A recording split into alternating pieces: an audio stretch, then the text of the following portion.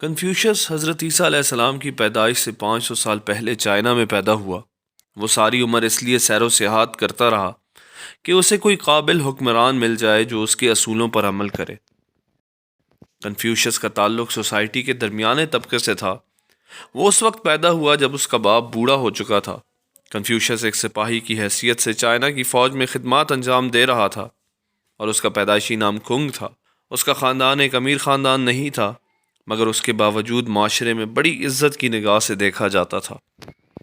جب اس کی عمر 21 سال ہوئی تو اس نے اپنے نوجوان دوستوں کو اپنی درسگاہ میں کھینچنا شروع کر دیا۔ اس کی درسگاہ میں داخلے کے لیے کسی خاص قبیلے کا فرد ہونا لازمی نہ تھا۔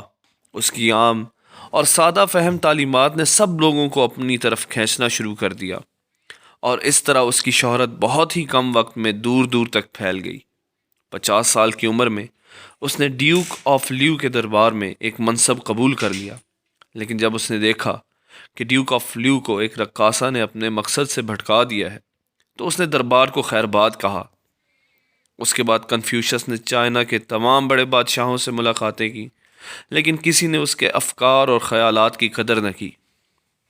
آخرکار وہ مایوس ہو کر اپنے وطن واپس آ گیا اور 72 سال کی عمر میں وفات پائی۔ کنفیوشس کے نزدیک ریاست یا ملک ایک ایسا ادارہ ہے کہ جس کا فرض عام آدمی کی خوشحالی ہے، اور اس کے ساتھ ساتھ عام آدمی کی تربیت کرنا بھی ریاست کا فرض ہے۔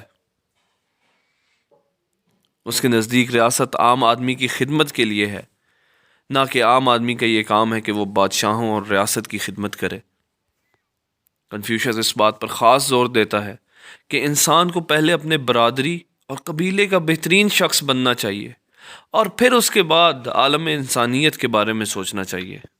کنفیوشس کے نظریات کا بہترین ترجمہ اس کی وفات کے 100 سال بعد مینسیس کی صورت میں پیدا ہوا۔ اگلی قسط میں ہم عربی ادب کے شاہکار کی ایک والدہ کی اس نصیحت کا ذکر کریں گے جو اس نے اپنی نو بیاہتہ بیٹی کو رخصتی سے پہلے کی۔